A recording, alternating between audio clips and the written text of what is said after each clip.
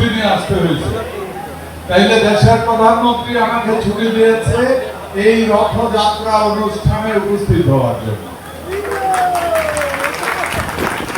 তার অর্থ আপনারা বুঝতে পারছেন, বর্তমান সরকার এদেশের প্রতিটি নাগরিকের ধর্মীয় স্বাধীনতার প্রশ্নে কোন ধরনের চিন্তা ভাবনা করে।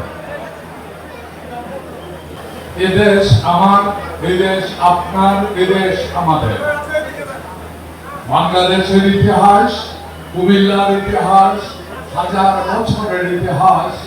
হিন্দু, মুসলিম, বৌদ্ধ, খ্রিস্টান নিজের ভাইয়ের মতো তাদের কাজ মিলিয়ে আমরা জীবন যাপন করেছি, আমরা এখনো করে যাচ্ছি।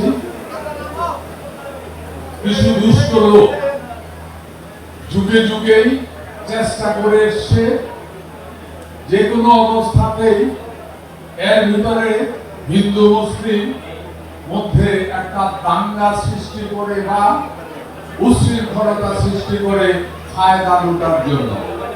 কুমিল্লার ইতিহাসে এমন ঘটনা দুই একবার যে হয়নি তা না, কিন্তু কুমিল্লার সচেতন মানুষ সচেতনতার কারণে ওই ধরনের কোনো অপকর্ম কুমিল্লাতে ভালোভাবে করতে পারেনি।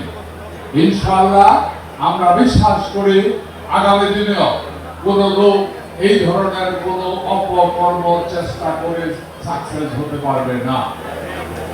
আমরা এবং আমাদের আগামী প্রজন্মের কাছেও আরেকটা সুন্দর কুমিল্লা, সুন্দর বাংলাদেশ উপহার দিয়ে যেতে চাই।